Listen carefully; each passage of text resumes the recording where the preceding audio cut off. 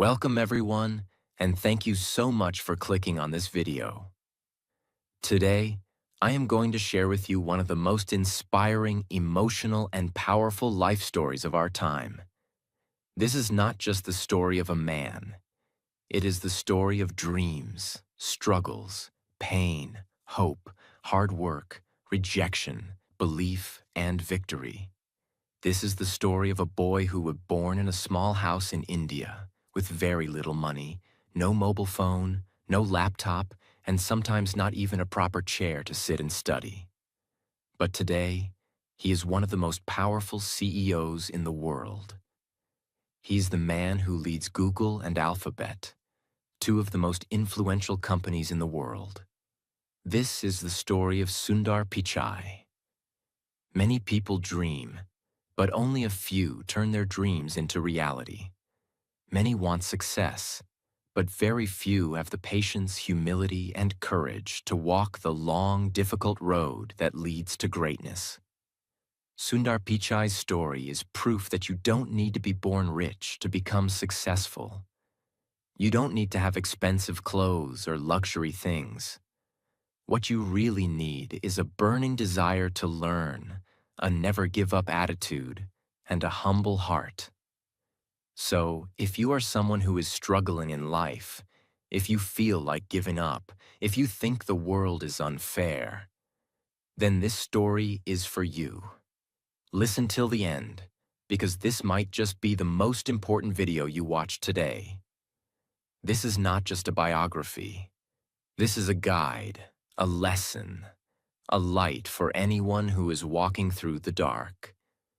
This story is perfect for learning English because it's simple, inspiring, and packed with real-life lessons. As we go through Sundar Pichai's journey, you'll hear everyday words and phrases that are easy to understand but also powerful.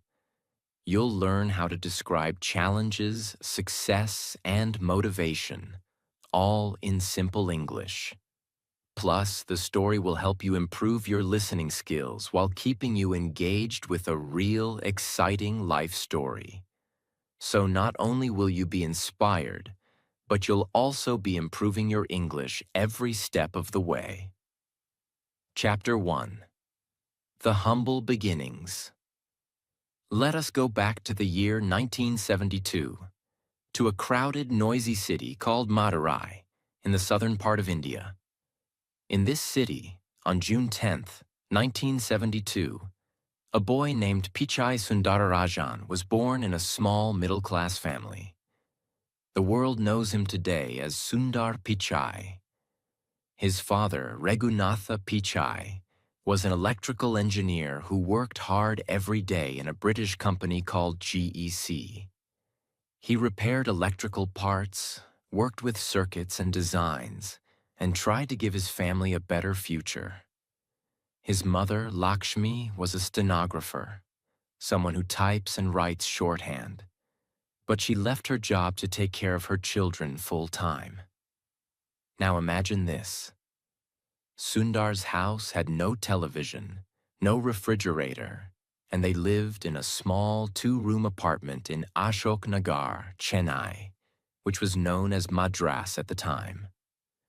One room was a living room during the day, and at night it became the bedroom of the whole family. They didn't have a car. They used a scooter to go anywhere. There was only one fan, and during summer the house became extremely hot. But they never complained. They were happy, simple people. Sundar shared his room with his younger brother. Sometimes his relatives also came to stay in the same house. The space was small, but the dreams inside that small house were big. Sundar's childhood was filled with questions. He was always curious. He wanted to know how things worked, how a telephone works, how electricity travels, how machines are built. He asked his father many questions, and his father always answered with patience. This is where Sundar first learned the value of knowledge and learning. Every evening, his father would come home from work and talk to Sundar about what he did in the factory. Sundar listened carefully. He didn't understand everything, but he learned to think like an engineer. He learned that behind every great thing in a world, there is hard work, discipline, and design. Now listen to this powerful part. They got a telephone at home only when Sundar was 12 years old. It was a simple rotary phone. You had to turn the dial to call someone. And here's something very surprising. Sundar had a photographic memory. He could remember every single phone number he dialed, even after calling it once. That was the first moment when his family realized Sundar is special. Even though he was very intelligent, Sundar was never proud or arrogant. He was quiet, polite, and shy. He was the kind of boy who sat in the back of the class but always scored the highest marks. He studied in Jawahar Vidyalaya, a school that was not fancy or elite, but it had good teachers. Sundar loved maths and science. He liked solving problems. He was not someone who learned only to pass exams. He learned because he enjoyed learning. Now you may ask, did he have tuition? Expensive books? No. He studied with what he had. He borrowed books from others. He worked harder than most students. And he never wasted time. When he grew older, he studied at a school called Vanavani, inside the IIT Madras campus. He saw brilliant students and professors there, and he started dreaming. One day, I want to go to a big college too. But dreams are not enough. Dreams must be followed by effort. After years of hard work and sleepless nights, Sundar Pichai finally made his parents proud by getting admission to IIT Kharagpur, one of the top engineering colleges in India. This was a big moment, not just for him, but for his entire family. Imagine this, a young boy, shy and humble, coming from a small house with no air conditioner, no computer, and very little money, now walking into one of the most respected colleges in the country. It was a new world for him. Big classrooms, brilliant minds, competitive students, and highly experienced professors. But here's something you should know. Even though he got in, life did not become easy. In fact, it became even tougher.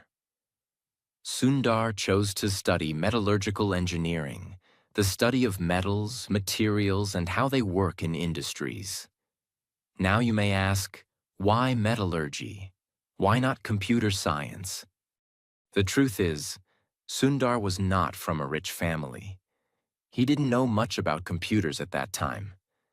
In fact, during his early IIT days, he had never even touched a real computer. But he was curious. He listened. He observed. He started learning about programming and coding in his own time. He read books that others ignored. He would sit in the computer labs for hours, watching how things worked. At IIT, he met students who came from big cities, rich families, and modern schools. They had better clothes, more confidence, and strong English. Sundar, in comparison, was soft-spoken, and his English was still developing. Did he feel small? Yes. Did he give up? Never. He didn't speak much, but he listened more than anyone. He was not loud, but his thoughts were sharp. He didn't try to compete with others. He tried to compete with himself. Sundar worked silently. While others were wasting time partying, Sundar was reading books, solving problems, and thinking deeply. He never tried to show off. He was focused on one thing: growth. His professors noticed his talent. They saw that Sundar had something special, a calm mind and deep intelligence. One professor even said, "Sundar Pichai is one of the most promising students I've ever seen." During his final year at IIT, Sundar applied for a scholarship to study in the United States of America. His dream was to do a master's degree from a top university abroad. He applied to Stanford University, one of the best universities in the world. And guess what? He got selected. But now came the biggest challenge: money. The flight ticket from India to the USA cost almost $1,000 at that time, which was more than his father's entire yearly salary. Just imagine the situation. They had no credit cards, no sponsors, no internet banking, no online fundraising. Just one simple Indian family trying to support their son's dream. What do you think happened? His father didn't think twice. He took a loan, used up all his savings, and borrowed money from relatives. Because he believed, if I invest in my son's education, it will change his life. That is what great parents do. They sacrifice everything for their children. So one day, with one suitcase, a heart full of hope and tears in his mother's eyes, Sundar Pichai took his first flight ever, from Chennai to California. He was going to a country he had never seen before, a culture he didn't understand, and a life that was completely different from what he had known. When Sundar reached Stanford University, he was shocked. Everything was so different. The people, the food, the buildings, the teaching style, even the silence in the libraries. In India, he was used to crowded streets and noisy classrooms. In America, students walked with headphones, drank coffee during lectures, and asked professors tough questions without fear. At first, Sundar felt like an outsider. He didn't understand many things. People spoke fast English. He missed Indian food. He missed his family. He missed home. And do you know what he did when he first saw a computer with internet at Stanford? He just stared at it, because he couldn't believe such technology existed. In his early life, he had no access to internet. But here at Stanford, he had 24/7 access to modern computers, labs, and world-class professors. He knew this was his chance, so he studied day and night. He asked questions. He made notes. He sat in the front row. He learned everything, from programming to networking to computer systems. While other students partied, Sundar worked silently. And slowly, something started to change. He began to understand the American system. He made new friends. His English became better. His confidence grew. And he never forgot who he was or where he came from. Even when he had very little money, Sundar would save his small student stipend carefully. Once, he couldn't buy a backpack he liked because it was too expensive. So he waited, worked part-time, and bought it later, because he knew every dollar counted. After completing his master's in material sciences and engineering from Stanford, Sundar had many options. He could have gone back to India. He could have joined a regular company. But he wanted to go higher. He wanted to work in Silicon Valley, the place where all tech legends live and work. Apple, Microsoft, Google, Intel, Facebook, all are born there. But getting a job in Silicon Valley was not easy. Sundar worked for a few companies first. He joined Applied Materials. Then he went on to do an MBA from Wharton School at the University of Pennsylvania. At Wharton, he was named a Siebel Scholar and a Palmer Scholar, titles given to the top students of the class. Now imagine this: a boy who didn't have a phone till he was 12, now standing in classrooms where future billionaires and CEOs studied. And still, he stayed humble. This is what made Sundar different. He never forgot his roots. Sundar Pichai was now standing at the doors of the most powerful companies in Silicon Valley. His qualifications were excellent. Master's in Engineering from Stanford, MBA from Wharton with top honors, real work experience at companies like Applied Materials and McKinsey. But there was one thing he had in his heart that others didn't: hunger. A hunger to build, to learn, and to create something useful for the world. It was the year 2004, and Sundar had just applied for a job at a growing tech company called Google. At that time, Google was already known for its search engine, but it wasn't as huge as it is today. They had fewer products, fewer employees, and fewer offices. Sundar didn't know that this one interview would change his entire life. He prepared hard. He studied computer systems, logic problems, case studies. He knew he was not a typical programmer. But what he had was clarity, strategy, and the ability to understand what users need. On the day of the interview, he entered Google's office, which was not very flashy at that time. He was calm, focused. They gave him technical problems. He solved them logically. They asked him product questions. He gave unique insights. They asked him, "What would you improve about Google?" He said, "Let's make the homepage simpler. Let's build tools around the search engine. Let's think beyond." He didn't say what they wanted to hear. He said what he truly believed. And that impressed everyone. Sundar got the job. He joined as a product manager, a role where you don't just code. You also think. You solve problems. You plan the future of the product. And this role was perfect for him. When Sundar joined Google, he was quiet. Other managers were loud and confident. They had big egos. They spoke in meetings to show their power. Sundar, he spoke only when needed. But when he did, people listened. He was given a simple job: work on Google's search toolbar, the small bar that lets you search Google from your browser without opening the main page. It was not a glamorous job. No one thought it was important. But Sundar saw the future. He realized that if people used Google directly from their browser, they would stop using other search engines. Google would become faster, easier, and more natural. So he worked day and night to make the toolbar better.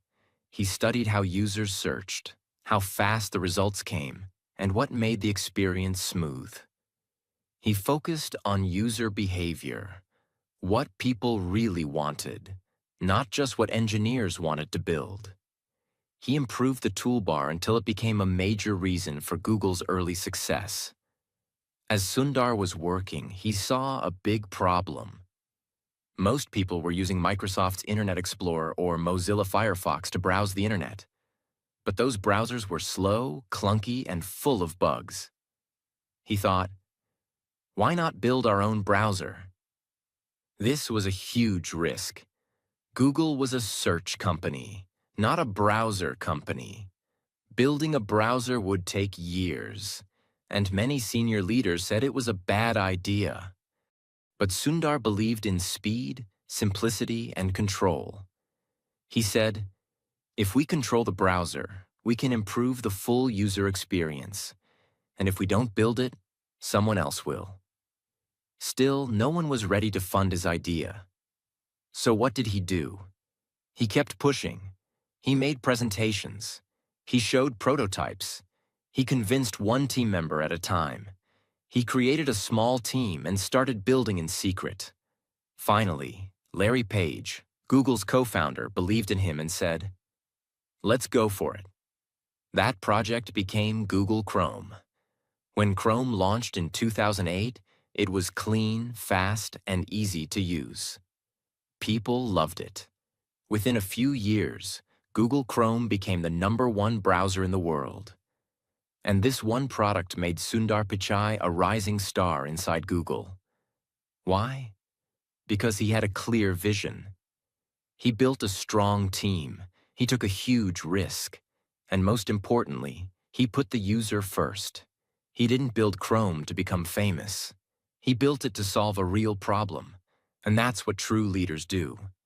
After Chrome, Sundar didn't stop. He worked on Google Drive, Gmail improvements, Google Maps, Android. He later took full control of Android. Every time, he led his team with humility. He was not bossy. He listened to others. He allowed people to disagree. He created a culture of respect. His colleagues said, "Sundar makes you feel smart, even if he's the smartest guy in the room." He was not a micromanager. He gave people space. But he always asked one question: how does this help the user? That's why his projects were always successful, because he focused on people, not just technology. It was August 10th, 2015, a normal Monday. Sundar walked into the office like always. But this time, something big happened. Larry Page and Sergey Brin, the founders of Google, announced that Sundar Pichai would become the new CEO of Google. The whole tech world was surprised. But people inside Google were not. They knew this day would come. Because Sundar was not just an engineer. He was a visionary, a thinker, a leader, a problem solver, and most importantly, a kind and respectful human being. Think about it. The boy who grew up in a 2-room apartment in Chennai, who stood in lines to use a phone, who didn't have access to a computer until he came to the US, was now in charge of a company that controls the internet for billions of people. This was not a dream anymore. This was real life. But with great power comes great pressure. And that's what this chapter is all about. Sundar walked into the office on his first day as CEO without bodyguards, without shouting, without a dramatic press conference. No big speech, no loud words, just a warm smile, a quiet presence, a confident walk. He stepped into a room full of Google's top executives. He didn't start by talking about profits or numbers. He simply asked, "What's best for our users? What can we do that truly helps the world?" This was the kind of leader he was. Simple, thoughtful, user-focused, and deeply human. Being CEO of Google is not like running a small company. It's more like being a global leader. Why? Because Google touches billions of lives daily through search, YouTube, Gmail, Maps, Android. Millions of businesses through advertising and cloud services. Governments and schools through data, privacy, regulations. Every single decision Sundar made would be seen, judged, and discussed globally. If he made a mistake, it would be on the news. If he fired someone, it would trend on social media. If he launched a new product, the entire tech world would analyze it. So how did he handle that kind of pressure? Calmly, softly, powerfully. He didn't panic. He didn't play politics. He didn't attack critics. He did what he always did. He listened, thought deeply, and then spoke with clarity. Soon after Sundar became CEO of Google, another huge change happened. Google's co-founders, Larry Page and Sergey Brin, decided to step back and create a new parent company called Alphabet Inc. This was the holding company that would own Google, YouTube, DeepMind, Waymo, self-driving cars, and other ambitious projects. Guess what? In December 2019, Sundar Pichai was made the CEO of Alphabet too. Yes, now Sundar was not just responsible for Google, he was responsible for YouTube, Google Cloud, Google Search, self-driving cars, Waymo, artificial intelligence, DeepMind, and many other futuristic projects. It was like being the captain of 10 massive ships at once, each with its own engine, team, and mission. Still, he didn't panic. He led with strategy, with listening, with balance. Being a tech CEO means you're not only dealing with engineers and products, you're also dealing with governments, courts, activists, the public, and politics. Here are some of the major storms Sundar faced and how he handled them. The U.S. Congress hearings, 2018. In 2018, Sundar Pichai was called to testify before the United States Congress. Why? Because lawmakers were worried about user data privacy, political bias in search results, monopoly concerns, whether Google was too powerful. It was a tense moment. Powerful politicians were sitting across from him. Cameras were rolling live. Every word he said could become global news. But Sundar sat calmly. He explained Google's technology in simple words. He made complex systems sound human and understandable. He repeated one message. We do not manually control search results. We use algorithms, and our focus is to provide the most relevant results. He didn't argue. He didn't lose his cool. He simply educated.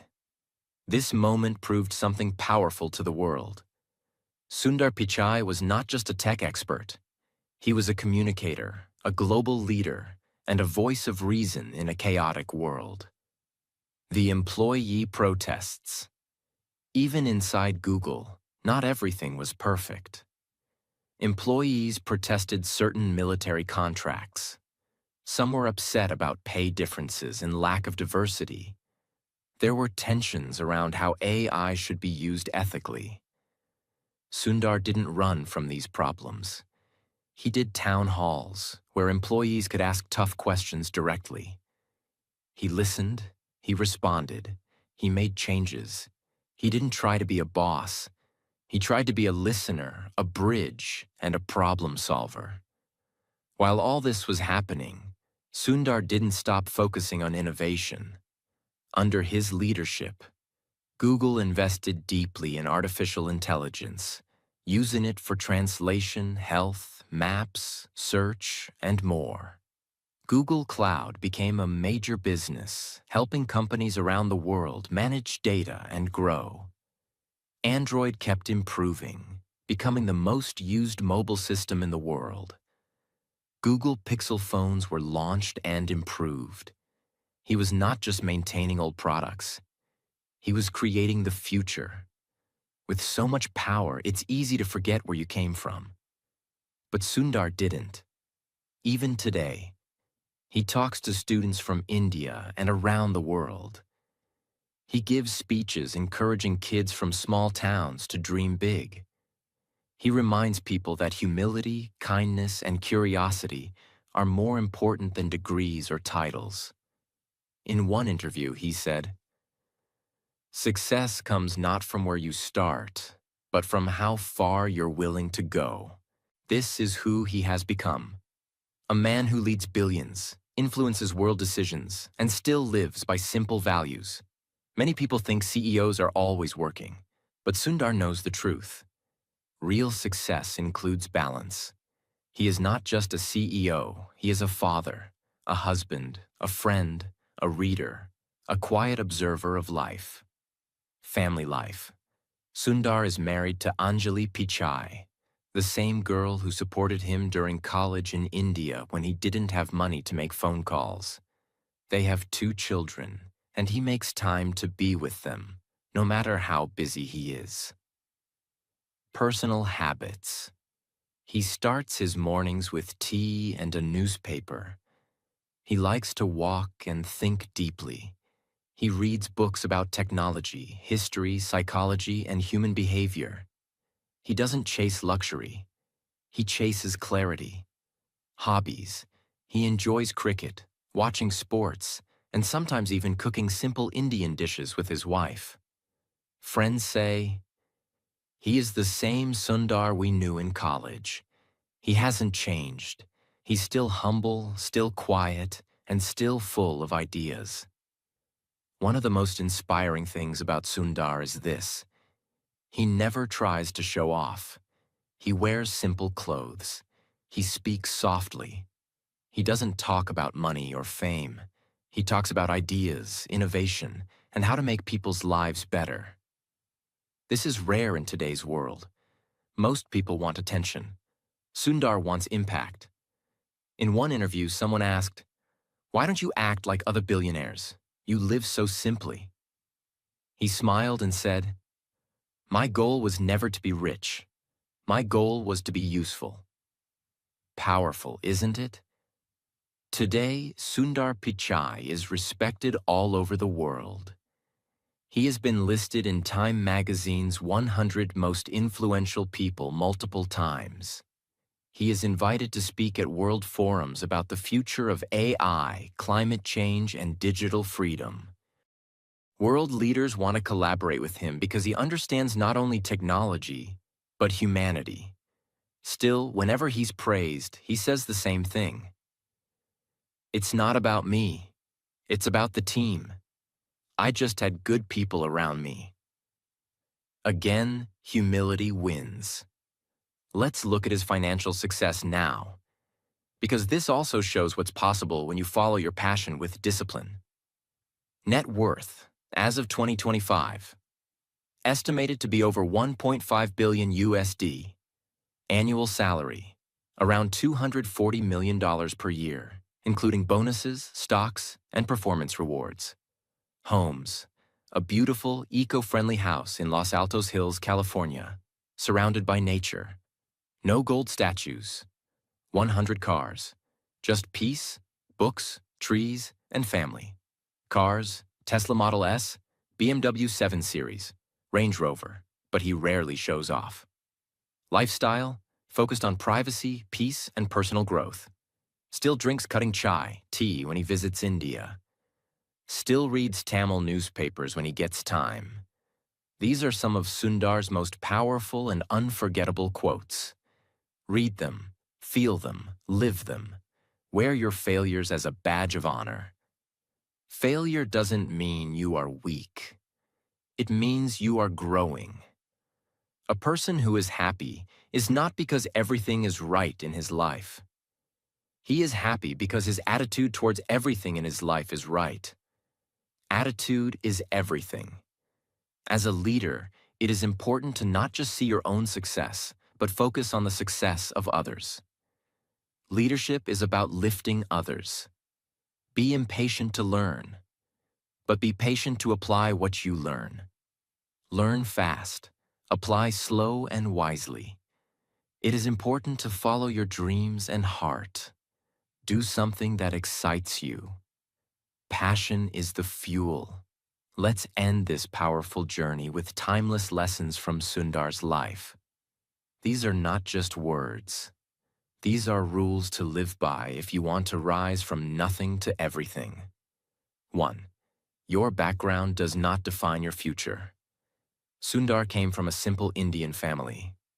He had no phone, no car, no money to study abroad. But he had dreams. Where you start doesn't matter. Where you're going, that's what counts. 2. Be curious like a child, always learning. He loved learning. Even as CEO, he reads every day. He listens to others. He upgrades his thinking. Stop scrolling. Start growing. Replace gossip with growth. Replace fear with learning. 3. Stay humble even when you rise. Sundar never became arrogant. He stayed soft-spoken, polite, grounded. Real strength is quiet. Real greatness whispers. 4. Choose kindness over ego. Even when attacked, he never hit back. He used truth, not anger. Calm, not chaos. Be kind, even when it's hard. 5. Success is not just about money. It's about usefulness. Sundar's goal was never luxury. His goal was to make a difference, and he did. Don't chase money. Chase meaning. 6. Believe in your own journey. He could have given up many times. When he was poor, when he was rejected, when people doubted him. But he believed. He kept going. Even if no one believes in you, you believe in you. Sundar Pichai's story is not just the journey of a tech leader, it's the journey of a human soul who started with nothing and built an empire with honesty, humility, and heart. Let his story remind you, you don't need to be born rich. You don't need to speak perfect English. You don't need connections. You need just one thing: a burning fire inside you to learn, to grow, and to never stop. No matter how hard life gets, if this story inspired you, if Sundar Pichai's life touched your heart, if you feel more motivated today, if you believe you too can rise, then subscribe to our channel to learn something new every single day. Here we tell you stories, teach you English, inspire your mind, and help you become the best version of you. This is not the end. This is your beginning. Go now, dream, work, grow. You are the next Sundar Pichai, and the world is waiting for your story.